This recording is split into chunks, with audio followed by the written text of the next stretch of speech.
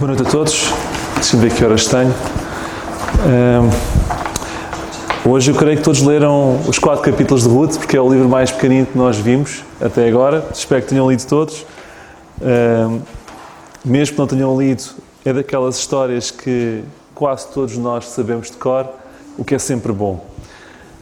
Portanto, antes de começar, o que eu vou... estes apontamentos vão estar disponíveis em PDF para descarregar naquele pequeno site que eu tenho, umacurtaviagem.com. Depois tem lá o vídeo, mas o vídeo também terão no site da IQC. E se quiserem depois descarregar tudo o que está aqui, podem descarregar exatamente como está. Se depois do almoço já lá estará, se Deus quiser. Isto não está ligado. Obrigado. Muito bem. Vamos falar então sobre Ruth. Já viram como de repente estamos em Ruth? Daqui a bocadinho estamos nos Salmos. Isto está a andar depressa. Portanto, Ruth é um livro que eu gosto muito. Ainda há pouco tempo eu falei sobre a estrada para Belém, que tratava dos primeiros 2 capítulos de Ruth, e depois falei sobre a estrada para Belém 2, que tratava do capítulo 3 e 4 de Ruth. E portanto foi a mensagem mais fácil de preparar, porque eu peguei naquelas 2 mensagens, fui buscar mais algumas coisas e completei. Portanto foi bastante fácil. Ruth fala-nos e mostra-nos que as coisas grandes muitas vezes vêm embrulhadas em pacotes pequenos. Porque Ruth é um livro pequeno, mas é um concentrado de tudo o que é mais importante para a nossa vida cristã. Nem sempre livros grandes são mais profundos do que os livros mais pequenos. Isto é um livro que é um concentrado de coisas muito boas. São 85 versículos impressionantes. Segundo o Talmud, este livro foi escrito por Samuel. E apresenta-nos uma história intensa, repleta de significado. Que nos mostra que Deus cuida mesmo quando os seus filhos erram. E que dá 1, 2, 3, 4, 5, N oportunidades. E que mesmo quando nós erramos, Ele pode pegar no nosso erro e transformar o erro para bem. Portanto, é um livro fantástico, nos ensina tudo isso. Ensina-nos que Deus é soberano, que Deus nunca está a dormir, que Deus controla tudo o que acontece. E que pega em cada coisa que acontece, boa, má, menos má, mais ou menos, e aquilo tudo de alguma forma que nós não percebemos, aquilo tudo misturado faz uma coisa fantástica. E isto é algo que nós não conseguimos compreender. O livro de Ruth é apenas um de 2 livros da Bíblia escritos com nomes de mulheres. O outro é Esther. Temos Ruth e Esther. E é curioso, porque em Ruth nós vemos como é possível ser fiel no meio da pobreza. E Esther, vemos como é que é possível ser fiel no meio da riqueza. E Deus usou para mostrar isso 2 mulheres, o que é fantástico. Esther, fidelidade na riqueza. Ruth, fidelidade na pobreza. Seja qual for o contexto, é possível ser fiel. E Deus usou 2 mulheres para provar isso mesmo. É curioso porque numa sociedade patriarcal temos 2 livros com nomes de mulheres. Justamente para mostrar que as mulheres têm um papel importante. E que Deus não exclui o papel da mulher. O livro de Ruth também é o único livro da Bíblia com o nome de uma pessoa que faz parte da árvore genealógica do Senhor Jesus Cristo. Deus não escolheu um homem para fazer parte dessa árvore genealógica com um livro. Escolheu uma mulher, escolheu Ruth. E era uma moabita. Curiosamente, também é o único livro com alguém que não é israelita. É moabita.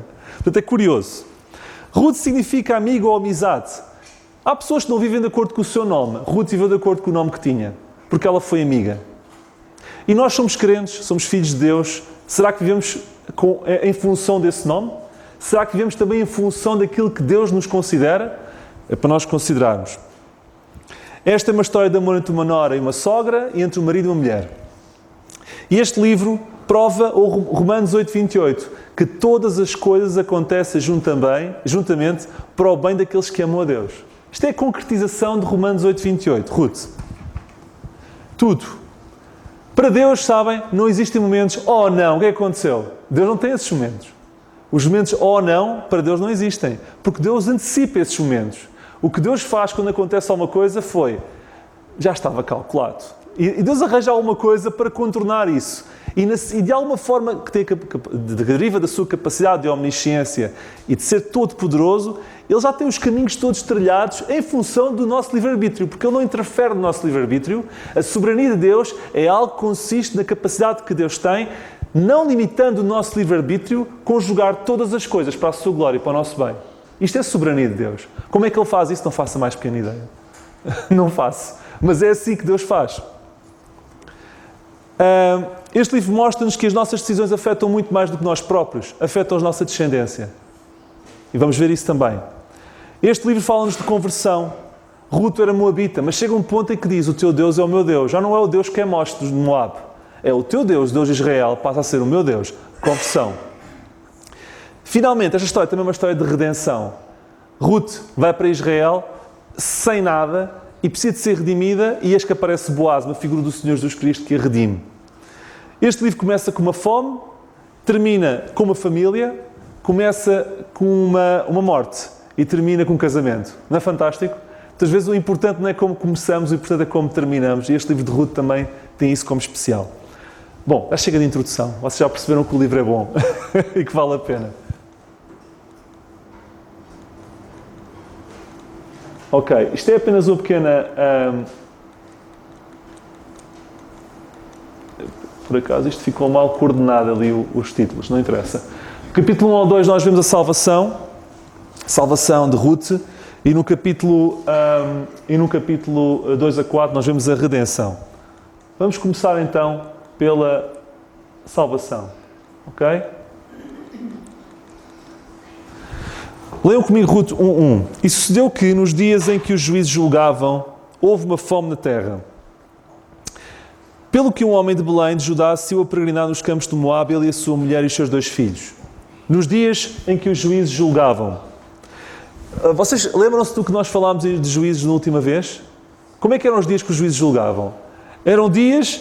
Aliás, quem eram os juízes? Os juízes eram guerreiros que Deus enviava para libertar o povo. Não eram aqueles juízes de batina e de peruca. Não é isso. Os juízes eram libertadores, eram combatentes. E o que acontecia? O povo estava bem, o povo enchia-se de orgulho, o povo fazia mal. O povo fazia mal, Deus castigava, o povo outra vez ficava bem, o povo outra vez fazia mal, Deus corrigia, o povo outra vez ficava bem. E andávamos nesse círculo vicioso de juízes. E era este o contexto do livro de Ruth. Ok? Tendo em conta que Boaz está muito próximo logo de Raabe, a nível de árvore genealógica, deduz-se que esta história terá acontecido no princípio dos juízes e não para o fim dos juízes. E há quem ache que terá ocorrido dentro do período do juiz Jair. Ok? Alguns entre juízes 10. Este era um tempo de juízes, de relativismo e de humanismo.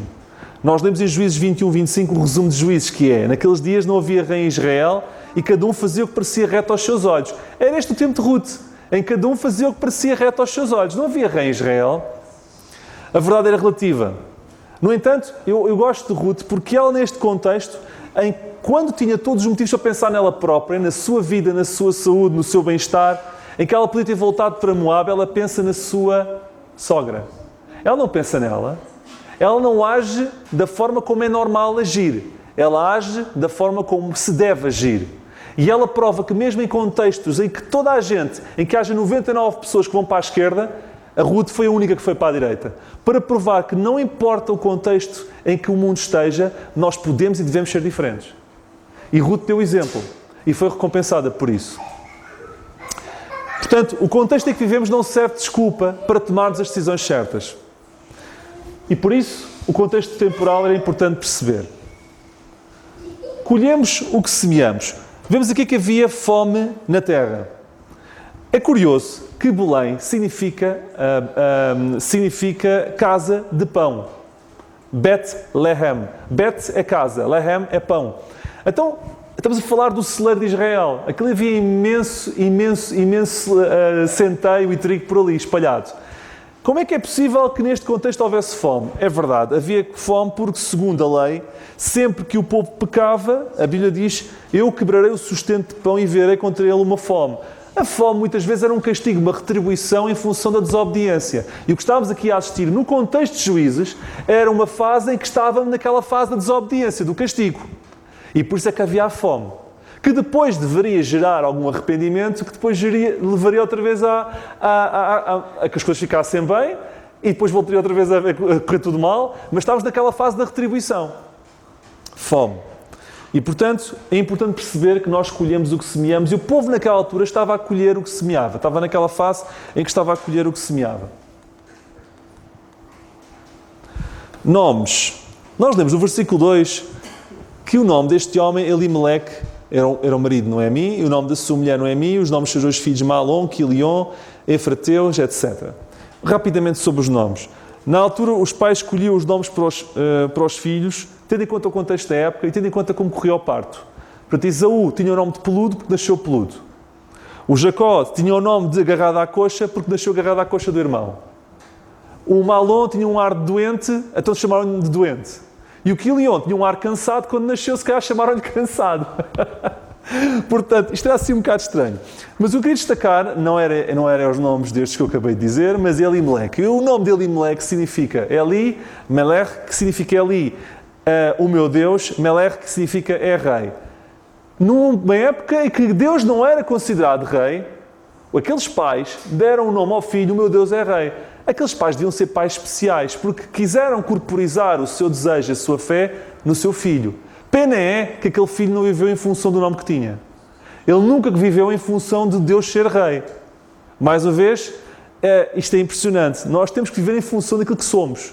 E o Elimeleque também não viveu em função do nome que tinha. Será que Elimeleque fez isso? Não. Ele, perante a fome, estando na casa de pão, ele olha para as campinas de Moabe, e é possível de Belém, porque Belém é uma zona muito alta, é possível ver, depois há o vale, ok? E é possível ver ao longe o planalto de Moabe e as terras férteis. Então Elimeleque olhou e pensou assim, eu aqui não tenho pão, mas lá tenho pão. E decidiu partir. Sabe porquê? Porque ele queria satisfação imediata. Ele não pensou, ou melhor, ele desconsiderou que naquela terra havia um Deus falso chamado Quemosh que obrigava a sacrifício de crianças. Ele desconsiderou que aquela terra era composta por um povo que Deus abominava. Os moabitas nasceram de uma relação incestuosa entre Ló e uma das suas filhas. David mais tarde diz num salmo que Moabe é a minha bacia de lavar. É um povo sujo. Pois bem, não temos pão, Deus não gosta, Deus abomina este povo, não interessa, vamos para Moabe na mesma. O resto é mau, não importa, mas tem pão. Ele queria satisfação imediata. Quantos erros nós não cometemos porque estamos à procura do prazer e do aqui e do agora? E queremos uma resposta aqui e agora, não estamos dispostos a esperar. Então a vontade de Deus era ficar em Belém. Não era sair de Belém, mas ele não viveu em função do nome que tinha. Será que isso está bom resultado? A dor bate à porta, versículo 3 e 5. E morreu Elimeleque, marido de Noemi. Viram a história de Elimeleque? Eis de um homem chamado Elimeleque que parte para Moabe e morre. É assim. Quando nós não vivemos em função daquilo que Deus espera de nós, Deus muitas vezes corta-nos mais cedo. A árvore que não dá fruto, o que é que Deus diz? Ele corta e lança. Não estou a dizer que vamos todos morrer se portarmos mal. Só Deus é que sabe. O que eu vos posso dizer é que existe... Deus só nos tem aqui enquanto nós podemos gerar alguma coisa para Ele. Quando nós não temos nada a gerar de valor, muitas vezes Deus desliga, vem para cima. Não estamos aqui a fazer nada. E portanto, a nossa escolha de produzir alguma coisa para Ele depende de nós. E Elimeleque escolheu não produzir e foi-se embora mais cedo. E vemos então no versículo 3 a 5 o seguinte. Noemi ficou com os seus dois filhos, os quais tomaram para si mulheres moabitas. E era o nome de uma Dorfa e o nome de outra Ruth e ficaram ali quase 10 anos. Reparem, eles foram buscar pão, mas ficaram lá 10 anos. Nós pensamos assim, é só agora. É uma pequena coisinha. Ninguém vai ver. Deus não se importa muito. Sabem, quando nós cedemos um dedo àquilo que não devemos, geralmente ficamos sem o braço. E muitas vezes ficamos sem o corpo todo. Aquele Elimeleque, o disparate dele, de ter ido para Belém, para Moabe, levou a que eles, em vez de ir buscar pão e voltassem, ficassem lá 10 anos. 10 anos. Pior, o erro de Elimeleque, lá está, as consequências da descendência, levou que os filhos casassem com moabitas. Como ele ficou tempo demais, os seus filhos cometeram o erro também de casar com moabitas, por causa do erro o homem que se chamava, o meu Deus é rei. Afetou a descendência. E num curto espaço de tempo, Noemi enterrou um marido e 2 filhos. Imaginem a dor, a angústia, e de repente não tinham forma de sustento. A curto prazo a mudança deve ter sido boa. Eu imagino. Eles mudam-se para uma terra fértil, com pão, tenda para 4, garagem para 4 camelos. Estão a ver? Aparentemente está tudo bem, uma vista desafogada, ainda conseguiu ver Belém ao fundo, portanto, qualquer dia vou lá, até porque estou numa zona alta e consigo ver sempre Belém ali ao fundo. Nunca estou demasiadamente longe. Muitas vezes é assim, o diabo convence-nos que aquilo não é tão mau assim e está sempre a um passo de voltar para o bem. Mas nunca estamos tão... estamos sempre pertinho de fazer o que está certo. Mas há ali um vale, que é um deserto, que custa passar. Porque aquela viagem para chegar a Belém demorava 4 dias, era perigosa no meio do deserto. Custa depois muito voltar para trás. Mas nós estamos a ver ao longe. É já ali. Eu se quiser chego lá. 10 anos. 10 anos. Aquele que quiser salvar a sua vida, perdê-la, e quem perder a sua vida por amor de mim, achá-la. Elimeleque procurou uma vida melhor, seu o Deus da vida, e perdeu a vida. Elimeleque perdeu o melhor da vida sem Deus e perdeu a vida. Isto é importante. Então nós lemos que Noemi ficou desamparada e sem os 2 filhos e seu marido. Mas sabem, isto foi importante, porque foi através da dor que ela a seguir mete-se a caminho de Belém. O Carlos costuma dizer muito que o pior que...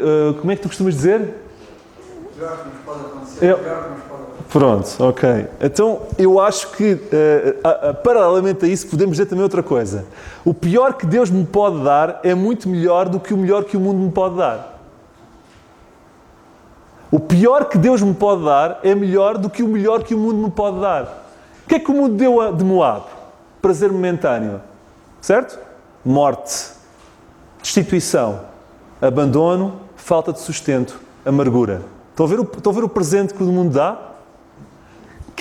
E perante a tristeza, o que é que esta tristeza que Deus deu aparentemente o pior? O que é que Ele tinha para eles?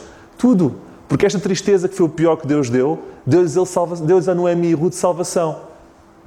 Remissão, redenção, bem-estar novamente, conforto, comida, tudo. E portanto, mesmo quando Deus dá a dor, aliás, permite que a dor bata à porta, o pior que Deus pode dar é sempre melhor do que o melhor que o mundo pode dar. E nunca se esqueçam disso. A caminho de Belém, eu tenho que acelerar. A caminho de Belém. Vemos no versículo 6 e 7 que Noemi se levantou com as suas noras e voltou dos campos de Moab, porque na terra de Moab ouviu que o Senhor tinha visitado o seu povo dando-lhe pão. E nesta história, eu sei que ainda vamos no versículo 6 e 7, mas é a primeira vez que a palavra Senhor aparece. E esta palavra Senhor é Jeová, é Ravé, é mesmo Deus Todo-Poderoso. Foi preciso a dor bater à porta para que Noemi se lembrasse do Senhor. Foi preciso a dor bater-se à porta para que Noemi ouvisse o que se dizia do Senhor. E muitas vezes assim acontece connosco. E por isso saiu para voltarem. O que é preciso que aconteça para que tu voltes? Que cataclismo é que é preciso que aconteça para que tu voltes? Para que nós voltemos? Salmo 119, 67 e 71 diz isto. Eu vou citar o 67, depois cito o 71. Antes de ser afligido, andava errado, mas agora tenho guardado a tua palavra. E o 71. Foi-me bom ter sido afligido para que aprendesse os teus estatutos. Estão a ver como o pior que Deus pode dar é melhor do que o melhor que o mundo nos pode dar? Versículo 11. Isto é um voo, está bem? Eu não vou deter muito nisto, está bem? Versículo 11. Porém, Noemi disse, tornai filhas minhas, porque ireis comigo. Tenho eu ainda no meu ventre mais filhos para que vos fossem por maridos? Bem, a Orfa estava desejosa que Noemi dissesse isso. Bye, bye, adeus, já fui. Porque o normal era elas voltarem para a sua parentela, para a sua família, que era em Moab. Só que Ruth não foi nessa conversa. Ruth decidiu acompanhar Noemi e assumir o Deus de Noemi também. Nós lemos isso no versículo 16.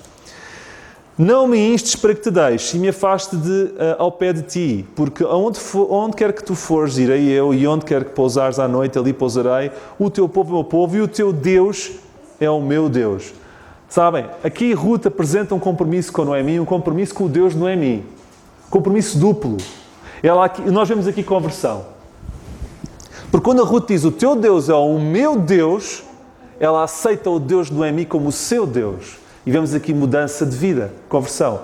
Mas foi tudo depois do cataclismo. Foi preciso isso acontecer para que Ruth percebesse quem era o Deus de Noemi. É curioso, Ruth teve 10 anos com o Deus de Noemi, mas nunca percebeu quem era o Deus de Noemi. Mas o Deus de Noemi só foi perceptível quando a morte aconteceu. A decisão de Ruth não era fácil. Olhem, ela, coitada, ninguém fala muito nisto, mas ela teve aqui 10 anos sem ter filhos. Se calhar era estéril. Não é normal uma mulher neste tempo passar tanto tempo sem ter filhos. E tinha que lidar com isso. É uma coisa que às vezes não se fala sobre Ruth. 10 anos, sem filhos. Se calhar era estéril. Se calhar não. Ela ia partir para uma terra que ia odiar. Porque Moabita, tchau. Sem hipótese. Depois, além disso, sem nada. E portanto ela ia sem família. Nada. Sem posses, sem família, com má fama, com problemas dentro dela própria, da amargura de ter perdido o marido, ainda com o trauma de se calhar não conseguir ter filhos. Estão a ver o quadro de Ruth? Um passado que a perseguia, um presente que a afligia e um futuro que não sabia. E ela foi na mesma. A Bíblia diz que, Deuteronômio 23:3, nenhum amonita, nem moabita entrará na congregação do Senhor, nem da sua 10ª geração entrará na congregação do Senhor eternamente. Ou seja, ela fazia parte de um conjunto de pessoas que nem na 10ª geração poderia entrar na congregação do Senhor. E ela ia para a terra dessa gente. E por isso é que eu acredito que este momento de Ruth, quando diz o teu povo é o meu povo, o teu Deus é o meu Deus, foi um ato de profunda mudança. Só mesmo Deus é que podia provocar isso de uma mulher como a Ruth. Algo muito especial aconteceu em Ruth. Olha, falei agora nisso. A amargura de Noemi. Leiam comigo o versículo 20 e 22. Não me chameis, quando ela chegou, então a gente perguntou, Noemi, és tu? Noemi significa prazerosa. Olha, chegou a prazerosa. E a Noemi assim, não me chames Noemi, não me chames prazerosa, chama-me amarga, chama-me Mara. Porque grande amargura me tem dado o Todo-Poderoso.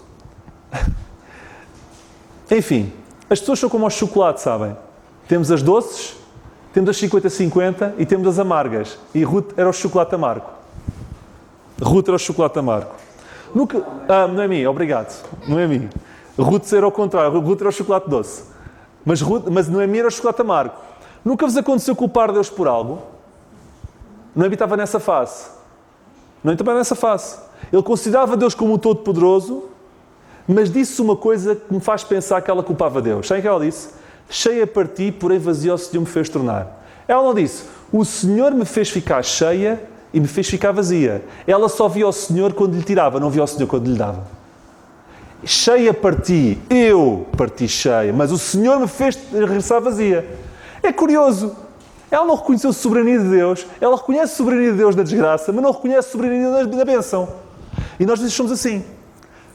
Só reconhecemos Deus. Deus, tu tiraste-me isto. Tu fizeste-me esta aflição. Deus, intervém. Isto foi por ti. Mas quando recebemos as bênçãos, não metemos Deus no baralho. Fui eu. Foi a minha capacidade. Eu sou muito esperto. Eu sou muito bom. Eu sou muito capaz. Cheia, saí. Não é mim. Cheia, Deus te fez sair. E vazia, Deus te fez regressar. Por isso é que ela andava amargurada. Porque não considerava Deus como soberano na sua vida. Boa mulher, fantástica mulher, mas Deus para ela, e ela reconhecia que Deus era todo-poderoso. Mas faltava-lhe o resto. Reconhecer que Deus era soberano, no bem e no mal. Coisa que Ruth tinha bem arrumada na sua mente. E elas chegam na altura das colheitas, abril. A tempo de conhecer Boaz. Sabe, acham que isto é coincidência? Um dia alguém disse que as coincidências, ou que a sorte, é quando Deus faz as coisas e assina como anónimo. A sorte? A bola foi ao poste. Foi. Deus assinou anónimo. Mas foi ele. Eu nunca mais me esqueci dessa. Acho que é boa. Quando dizem sorte, não. Isto é quando Deus age como anónimo. E foi isso. Chegaram na altura das colheitas. Na altura para conhecer Boaz. Anónimo. Soberania de Deus. Ruth 2, 1 a 5. Vamos ver então. Tinha Noemi um parente de seu marido, homem valente e poderoso da geração de Elimeleque, e era o seu nome Boaz. E Ruth, a Moabita, disse a Noemi, deixa-me ir ao campo e apanharei espigas atrás daquele em cujos olhos eu achar graça. E ela lhe disse, vai minha filha. Foi, pois, e chegou e apanhava espigas no campo após os chegadores e caiu-lhe em sorte. Caiu-lhe em sorte. Chegam em sorte na altura das colheitas. Caiu-lhe em sorte o campo de Boaz. Isto é soberania de Deus. Isso é Deus a agir sem nós percebermos. Ou vocês pensam, ou nós pensamos, vocês pensam porventura que a vossa vida as coisas acontecem porque têm a acontecer? As coisas acontecem porque Deus quer que aconteçam. Mesmo quando aparentemente Deus não tem nada a ver. Deus tem sempre alguma coisa a ver. Mesmo quando aparentemente existem consequências de erros, Deus permitiu que isso acontecesse porque Ele quer usar aquilo de alguma forma e no final dar um final feliz. Esqueçam o passado. O futuro pode ser sempre melhor. E Ruth prova que não importa o nosso background, nós podemos acabar sempre melhor. Ok? E então, nós vemos aqui nesta passagem que Ruth diz à Noemi, eu vou apanhar espigas. Elas não tinham sustento. Mas nós lemos, em Levítico 23, que todos os produtores de searas e tudo mais estavam proibidos de passar 2 vezes pelas colheitas. Só passavam uma vez com a debulhadora manual, que é a mãozinha.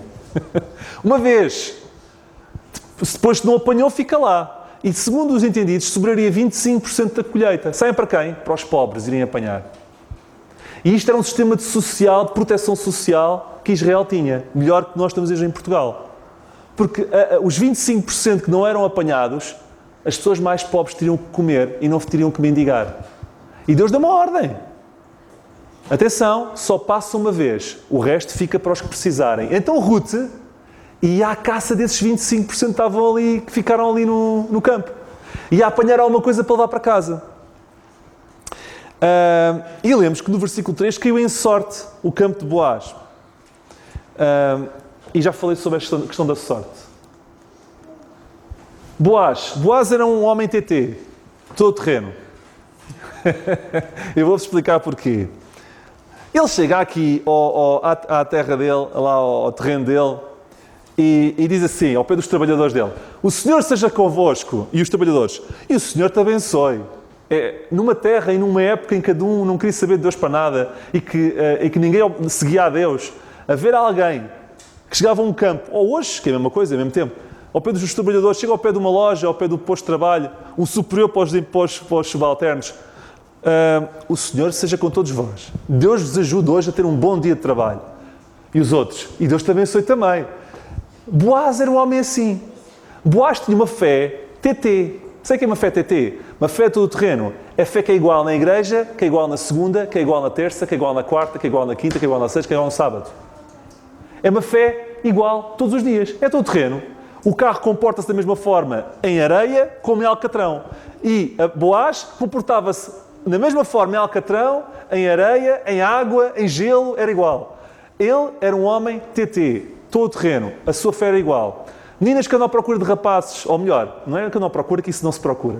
Meninas que gostariam um dia de casar, valorizem rapazes, e já falo sobre os rapazes também, rapazes que tenham uma fé não estanque. Porque há aqueles que são muito perfeitinhos na igreja, mas depois não querem saber de Deus para nada. Rapazes que tenham uma fé não estanque, uma fé TT, uma fé todo terreno.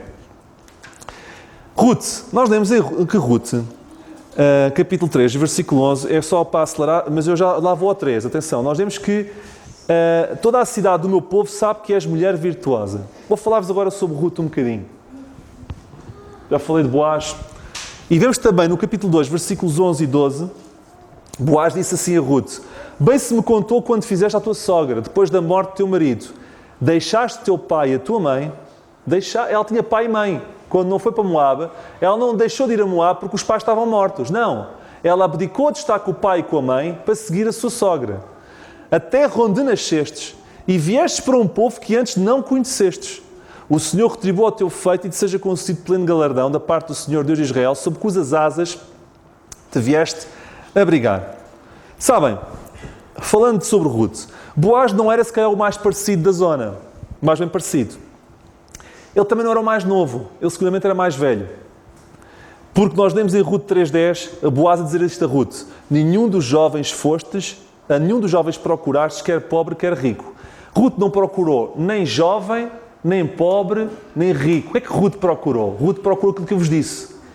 Alguém que pertencesse, estou a antecipar, que pudesse ser aquilo que Deus queria que ela escolhesse, um parente mais próximo, um Goel, mas simultaneamente um homem com uma fé todo terreno. Estão a ver? Mas, quanto a Ruth, eu quero-vos dizer que Ruth também era especial. Mas quero-vos dizer que quando nós só conseguimos perceber que alguém é especial se os dois estiverem sintonizados com Deus. Porque se eu não estiver sintonizado com Deus e outra pessoa estiver e eu não estiver, nós não nos vamos perceber o valor que ambos temos. Só conseguimos perceber o valor de outra pessoa quando estivermos ao mesmo nível de intimidade com Deus. Ruth percebia quem era Boaz, porque Boaz amava a Deus e Ruth amava a Deus. Porque se um deles não amasse a Deus, não se conseguiam perceber o valor de ambos. Não sei se me faço entender. Ruth era conhecida por quê? Por 3 coisas. E isto que faz dela uma mulher virtuosa. Nós lemos aqui que ela foi-se abrigar em Deus, cujas asas te vieste abrigar. Ela era uma mulher abnegada. Ela negou-se a si própria. Ela negou o seu desejo de voltar para a sua terra e pensou nos mais necessitados, que era Noemi. E não a abandonou. Abnegação. Negou-se a si própria. Virtuosa. Mais. Nós lemos no capítulo 2, versículo 2, que ela estava sempre a dizer a Noemi, deixa-me ir trabalhar. Deixa-me ir ao campo. E depois, capítulo 2, versículo 7. Deixa-me ir colher espigas. A mulher não parava. A mulher não estava sempre a trabalhar. Era voluntariosa. Trabalhadora. Nós lemos em Provérbios que a mulher virtuosa não é aquela que prepara de noite as coisas. E que faz aquilo e faz o outro e vai procurar e antecipadamente faz e acontece. Isto é trabalho. Abnegação, trabalhadora. E finalmente nós lemos no capítulo 2, versículo 10, que ela caiu sobre o seu rosto e se inclinou à terra perante Boaz. Porque achei graça em teus olhos para que faças caso de mim sendo eu uma estrangeira. Isto é humildade. Vemos aqui humildade, capacidade de trabalho e negação de si própria. E isto fazia de Ruth uma mulher virtuosa. Portanto, rapazes, é estas características que vale a pena numa mulher. Portanto, é só para fechar o assunto. Mas isto é um livro que se fala destas coisas, eu não posso fugir, né? Tenho que falar sobre isto. Passa à frente.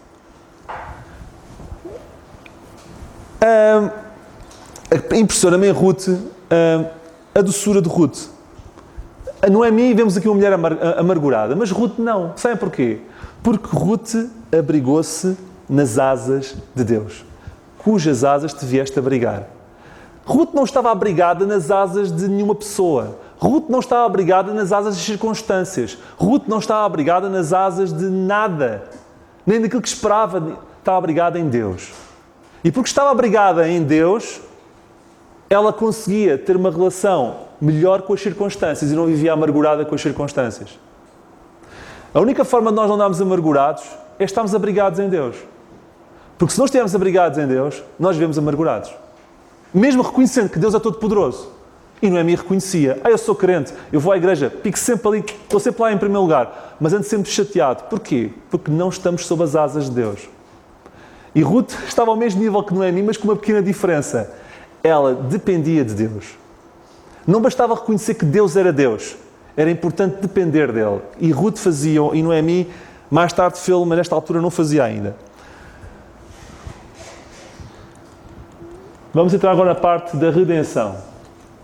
Eu vou terminar a horas, não se preocupem, está bem? Ao chegar a casa, Ruth conta a Noemi a experiência de ter trabalhado no campo com Boaz. Aquela ação de sorte, foi um acaso. E Noemi reconhece que Boaz é o parente mais próximo da família. E Noemi tem um plano. 3:2. Ruth 3:2. Ora, pois, não é Boaz com cujas moças estiveste de nossa parentela. Aqui no hebraico, parentela quer dizer goel. Significa parente mais próximo. Eis que esta noite padejará a cevada na eira. Quando alguém ficasse na falência em Israel, perdesse as suas terras por alguma coisa, ou de repente ficasse sozinha neste mundo porque toda a gente morreu, o parente mais próximo dessa pessoa, desta mulher neste caso, deveria, neste caso, casar com ela e comprar as terras que pertenciam ao responsável que antes que tinha morrido. E, portanto, isto era reclamar o Goel. E, neste caso, o parente mais próximo era Boaz. E Noemi reconheceu. O parente mais próximo que te pode redimir, que te pode dar esperança, que te pode dar outra vez as terras que eram do Malom, que te pode comprar aquilo que tu perdestes, que te pode dar um futuro, que te pode suscitar a tua geração, enfim, é o Boaz. Ela não sabia que havia um mais próximo. Ela achava que Boaz era o mais próximo. Não era. Já vamos chegar lá. Mas era logo a seguir. Então, o que é que Noemi disse? 3:3. Lava-te, pois, unge-te e veste os teus vestidos e deixa a era, porém não tens a conhecer ao homem até que tenha acabado de comer e beber. Sabem, vemos aqui Noemi a só dar ordens. A Noemi é das que fazem acontecer. É das que fazem acontecer. Há 3 tipos de pessoas. Há os que observam enquanto acontece, há os que fazem acontecer e há os que não fazem ideia do que está a acontecer. Há os que observam enquanto acontece, os que fazem acontecer e os que não percebem patavina do que acontece. Noemi é aquela que fazia acontecer. Olha, lava-te, unge-te, veste, desce, para que dês a conhecer. A mulher de replica era ordens. Faz isto, aquilo e outro, e primeiro passo, segundo passo, terceiro passo, quarto. E a Ruth estava assim meio atarantada. Está bem, eu faço isso tudo. Ela estava a fazer acontecer. Eu estive a cascar na Noemi, mas aqui ela é uma mulher da ação. Agora vou dizer alguma coisa de boa da Noemi, não é só coisas más. Ela é uma mulher da ação. Ela fazia acontecer. E o que é que ela disse? Disse para fazer tudo isso que está aqui que eu acabei de ler. E mais. Capítulo 3, versículos 4. E há de ser quando ele se deitar, o Boaz. E o que é que aconteceu? Deitar-se na era. Eu vou-vos explicar. No lugar da era, que é uma zona alta, onde estavam a padejar, era normal que durante essa noite, depois de padejar tudo, eles dormissem lá. Sabem porquê? Para guardar o centeio, para que não o roubassem. Até eles faziam uma festa, bebiam umas coisitas, eu não sei o que eles bebiam, comiam umas coisitas que eu não sei o quê, e depois no final descansavam, ali com os fardos mesmo ao pé deles, com o braço em cima do fardo e a perna também quase para ninguém roubar. Estou a exagerar. Mas eles dormiam para proteger isso. E o que Noemi disse, olha, acabou as colheitas. Eles agora estão a festejar, espera que eles comam e que bebam, e quando o Boaz estiver descansadinho ali, a guardar ali os molhos, vais ter com ele e faz o que eu te vou dizer. Portanto, o que é que ela disse? 3, 4. E a Ruth, tudo o que me disseste farei. Então foi para a era e fez conforme tudo quanto a sua sogra tinha ordenado. Havendo, pois, Boaz comido e bebido, versículo 7. E estando já o seu coração alegre, veio deitar-se ao pé de uma meda. Então veio ela de mansinho e lhe descobriu os pés e se deitou.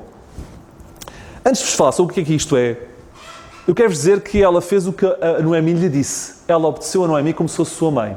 Temos aqui respeitinho pelos mais velhos. Até nisto Ruth era especial. Ruth respeitava os mais velhos. Agora, será isto imoral deitar-se aos pés do Boaz? Pela meia-noite? Tanto o homem já alegre? É o que está aqui escrito. Eu não estou a dizer nada. Nós apenas lemos que ela lhe destapou os pés. Só. Destapou os pés. Sabe para quê? Para o acordar. Tão simples quanto isso. Não inventem nada. Não estejam a imaginar nada. Ela foi lá, ele estava calmo, quieto, e ela destapou-lhe os pés para o despertar. E ele despertou. Frio nos pés. Epá, consegue dormir com frio nos pés? Eu não. Ai pá, está-se tão bem, mas os meus pés... O que é que estás aqui a fazer? Pronto, já está. Era o que era o objetivo. Em vez de o acordar de outra forma, destapou-lhe os pés. É uma forma de o acordar. Ruth estava a prestar um ato de submissão, não era um ato imoral, porque ela não se deitou ao seu lado, deitou-se aos seus pés. Se ela quisesse fazer alguma coisa imoral, deitava só ao seu lado, ela deitou só aos seus pés. Justamente porque queria, de forma submissa, obter alguma coisa que ele poderia dar, que era a sua remissão. Porque ele era o seu parente mais próximo que a poderia redimir. Sabem, não existe salvação sem arrependimento. Não existe bênção sem humilhação.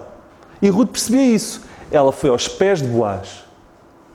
E muitas vezes nós precisamos destapar os pés do Senhor. Chateando, orando. E muitas vezes não temos, porque não lhes destapamos os pés. Desculpa, eu digo isto com muito respeito. Destapar os pés é fazer despertar o outro lado. E muitas vezes não fazemos despertar. Queremos que as coisas nos batam à porta, mas não oramos.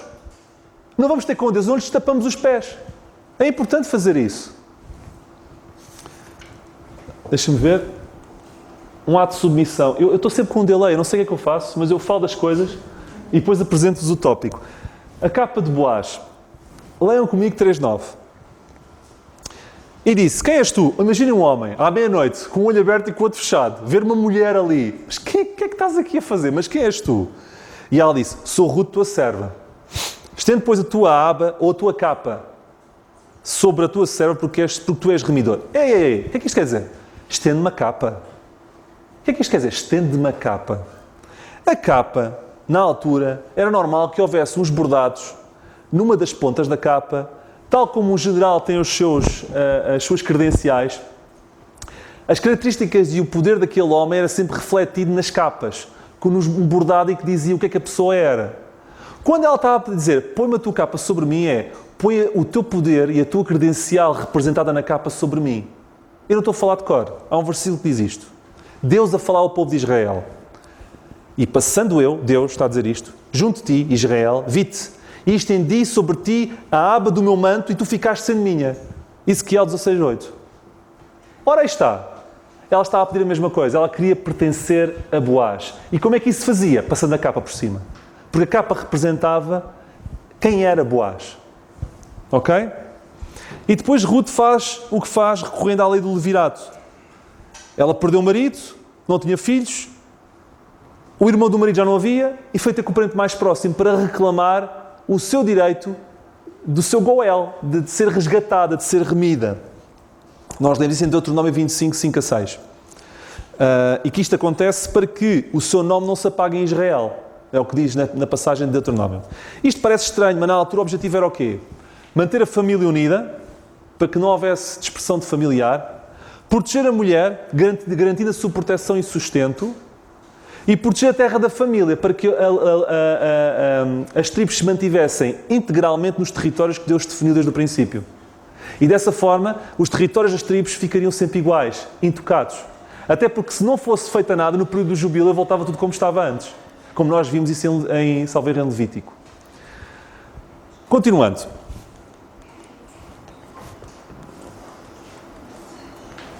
(3, 10) Bendita sejas tu. Vejam o que ele disse a ela. Ouçam, se ela fosse... Boaz era um homem a sério, um homem que defendia um homem de fé. Se ele visse nela comportamento imoral, acham que dizia o que disse agora no versículo 10? Bendita sejas tu do Senhor, minha filha. Não, ele dizia, filha, vai-te embora, estás-te a portar mal. O Boaz não brincava em serviço. O Boaz sabia que ela estava a fazer o que devia fazer. E percebeu logo, ela está a reclamar o seu direito de parente mais próximo. Ela está a fazer algo bom, sabem? Estava-se a aproveitar do Boaz. Não estava-se a aproveitar do Boaz. Ela estava a negar o seu interesse de poder escolher qualquer outro rapazinho daquela zona para escolher um homem mais velho, que nem sei se era bonito, para cumprir o que Deus dizia. Já pensaram nisso?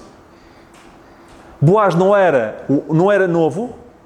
Eu não sei se ele era bonito. Apenas vemos que ele era valente na Bíblia.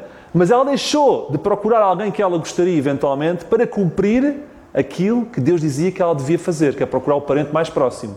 E Boaz, percebendo que ela estava numa de obediência a Deus, e nós vemos que ela é convertida porquê? Porque ela obedecia a Deus. Ela estava a obedecer a Deus. Boaz disse, bendita sejas tu. Tu não te importaste em fazer outro caminho, tu foste escolheste o caminho que devias ter escolhido. E há aqui uma coisa engraçada. No versículo já falei sobre isto. Tem a ver com o fruto do coração convertido, que é isto que acabei de dizer de Ruth. Depois, nós vemos aqui no versículo 18, Noemi, ela depois volta para casa e ela traz muita cevada, traz carradas de cevada. Boaz assim, olha, eu não sei se te vou redimir, se não vou redimir, eu vou fazer por isso. Mas, entretanto, leva lá a comidinha para ti e para a tua sogra. Sabe o que isto quer dizer? Eu não é para falar sobre isto que eu não tenho tempo, mas rapidamente. Boaz não deixou de alimentar Ruth e Noemi, ou melhor, não estava à espera de redimir para poder alimentar. Percebem o que eu estou a dizer? Vejam a característica de Boaz. Ou seja, ele mostrou Ruth isto. Ruth, se eu não te conseguir redimir, nunca te vai faltar nada. É o que ele quer dizer com isso. Ruth, fica descansada, eu vou fazer para te redimir, mas se eu não conseguir, porque há um parente mais chegado do que eu, nunca te vai faltar nada. Para ficares calma, descansa. E quando ele chega à casa com essa comida toda, nós lemos a Noemi para falar à Ruth. Oh Ruth, sossega, minha filha. A Noemi percebeu algum filme. Ai, fica tão aliviada. A Noemi assim, já estou mais aliviada. Isto quer correr mal, quer correr bem, eu vou estar sempre segura que o outro vai-me sempre ajudar. É verdade. E ela assim para a filha, olha, eu estou mais calma, porque o Boaz é bom tipo, nunca nos vai faltar com nada. E portanto, vê lá se tem calma, calma-te lá, sossega. Até que saibas como é que irá o caso, porque aquele homem não vai descansar até que conclua este negócio. Mas quer conclua, quer não conclua, a gente estamos sempre bem. Noemi acalmou. E nós vemos isso aqui, e há aqui uma coisa interessante, ela disse espera. O trabalho da redenção não é da nossa competência, é da competência de Deus, é da competência de Boaz. E nós, às vezes, queremos fazer tudo na nossa redenção. Não podemos fazer a nossa redenção. Deus diz, espera, pela graça sois salvos por meio da fé, não vem de vós, para que não te glories. Assim como o Senhor Jesus é quem nos redime e quem faz o trabalho de redenção por nós, é o Boaz que tinha que fazer o trabalho de redenção por Ruth. E não é a mim, muitas vezes, precisamos dizer muitas vezes, espera, não és tu que fazes as coisas, é Deus. Sossega, é Deus que faz, não és tu. Isto é importante perceber. Redenção. Vamos entrar na parte nas cenas dos capítulos finais. Capítulo 4, versículos 1 e 2. Então Boaz subiu à porta e assentou-se ali, e eis que o remidor de que Boaz tinha falado, o tal que era mais próximo, ia passando e disse-lhe, ó fulano, esta tradução está a giro, ó fulano, desvia-te para cá, assenta aqui. E desviou-se para ali e assentou-se. Sabem, na altura, as notícias, questões legais, questões de propriedade, era tudo tratado nas portas da cidade. Nós lemos que as pessoas poderosas estavam na porta. Ló, no princípio, acampou perto das campinas de Sodoma, mas passado pouco tempo já estava na porta de Sodoma. Já estava com uma situação de poder. Nós lemos que, quando Sara morreu, Abrão tinha que comprar uma terra. E sabem onde é que ele foi? Foi às portas de Hebrom negociar a terra, porque é ali que se tratava das questões legais. Então, Boaz sabia que para tratar desta questão da redenção de Ruth, tinha que ir às portas para legalmente tratar da coisa de forma correta. E tomou 10 homens, é o que está aqui escrito, eu não vou ler, mas tomou 10 homens, e eu acho que isto é curioso, porque 10 é o símbolo da lei. E ao tomar 10 homens, ele estava a conferir legalidade ao que ia se passar a seguir. Era um símbolo. Ele escolheu 10 homens para que toda a gente percebesse que o que ia se passar a seguir ia ser lei. E quem é este remidor mais próximo? Não faço ideia, mas sei que representa a lei. Qual é o nosso remidor mais próximo? É a lei. A lei foi capaz de nos remir? Não. Quem é que foi remir-nos a seguir? Foi Jesus. A lei se recusou a remir, porque a lei não quer saber de pessoas, a lei quer saber de obrigações. E este remidor não quis remir Ruth, porque estava preocupado com outras coisas, a não ser com Ruth. Ele não se preocupava com a pessoa de Ruth. Mas Boaz, ao contrário do homem, que se preocupava com as terras, Boaz não queria saber das terras, queria saber da mulher, da Ruth. E Jesus é a mesma coisa. Jesus deixou que a lei chegasse à frente, a lei não conseguiu, recusou, entra em cena, a lei foi como aio, recusou, era o parente mais próximo, e entra em cena como Boaz para nos redimir. E ele não quer saber do que nós temos, ele apenas quer o nosso coração. Tal como Boaz fez com a Ruth. Vejam aqui o paralelismo. Quando a transação era feita, eram emitidos 2 pergaminhos contendo os dados da transação. Um ficava nas portas da cidade e outro ficava com a família. E Boaz foi consultar estes documentos e percebeu que havia condições para redimir Ruth. 4 condições. O remidor tem que pertencer à família. Check, ele pertencia. 2. O remidor tem que poder pagar o preço das propriedades. Ele conseguia pagar, ele tinha dinheiro. Check. O remidor tem que querer remir as terras. Ele queria? Queria. Check. E o remidor tem que casar com a mulher viúva do herdeiro, de modo a suscitar o nome do viúvo. Ele queria fazer isso? Claro que queria. Check. Ou seja, de acordo com a lei, ele tinha todas as condições para poder redimir. E a partir do momento que o outro que poderia redimir não o quis, ele entrou em cena e redimiu Ruth. Se o parente mais próximo se recusar, nós lemos em Deuteronômio 25, 5 a 10, que a mulher que era recusada devia descalçar-lhe o sapato e cuspir na cara dele. Mas Ruth não fez isso. Sabem que o sapato fala-nos de posse. Lembram-se quando eu vos falei de Gilgal, que era uma forma de um sapato? Aquilo que tu pisaste será teu. Quando o homem recusa, quando o homem era descalço, ficava descalço, é como se estivesse a recusar propriedade. Porque ficar com Ruth e com as terras era ter mais propriedade. Não queres? Então descalça o sapato, que era o símbolo de tomar a propriedade. E a seguir era cuspido. Mas Ruth não cuspiu nele. Até nisso revela a diferença. Se fosse outra, era 30 por uma linha. Aquilo saltava para cima dele e já viram? Não querem saber. Não, calma, sossegada, pacífica. Por isso é que arranjou Boaz. Então, ele está a abdicar ela teve uma atitude correta. Queria destacar que o nosso Senhor, Jesus, o nosso Boaz, ele, quando foi ter connosco, ele aceitou mas sendo aceito, ainda assim foi cuspido. Já viram isso? Ele teve o tratamento que se dá àqueles que recusam a remissão. Isto não é por acaso. Já viram o paralelismo? Aquele que rejeitava era cuspido. O Senhor que aceitou foi cuspido. Cuspiram nele. Alguma coisa devia ser feita só àquele que recusava. Isto era uma vergonha. Agora, será que Boaz precisava destas propriedades, lá do Malom, do cansado? Não. Não. Sabem, ele queria a Ruth. Faz lembrar aquele versículo que o reino dos céus é semelhante a um tesouro escondido no campo. E os jovens lembram-se deste versículo. Que o homem achou e escondeu. E pelo gozo dele, vai e vende tudo quanto tem e compra aquele campo. Ele não queria saber do campo, ele queria o tesouro. Ele não queria saber da propriedade, ele queria a Ruth. E não foi isso que Deus fez connosco? Então, Boaz era qualificado para remir Ruth. Agora, quais são as qualificações que Jesus tem para nos remir? São paralelas a Boaz. Eu vou-vos citar. Familiar mais próximo. Lembram-se do check one? Jesus é familiar mais próximo. Ele fez-se homem. Ele fez-se homem para ser o nosso familiar mais próximo. Check. Tem meios para redimir? Então não tem. Em quem temos a redenção pelo seu sangue, a remissão das ofensas, segundo as riquezas da sua graça. Deus é rico. Ele pode comprar. Check. Está disponível para fazê-lo? Versículo João 10, 17 e 18. O Pai me ama porque dou a minha vida, dou, para poder tornar a tomá-la. Ninguém me tira de mim, mas eu de mim mesmo a dou. Está disponível. Ele deu a sua vida de sua vontade. Disponibilidade. Está disposto a casar com a mulher viúva, a igreja. Ele não quer outra coisa. A igreja é o verdadeiro mistério. É aquilo que ele antecipou antes da criação do mundo. Portanto, também quer casar com a igreja. Entre aspas. Portanto, até nisso, existe aqui um paralelismo fantástico entre Jesus e Boaz. E sim, Jesus está qualificado. E por isso é que pôde remir a igreja. Estão a ver o paralelismo?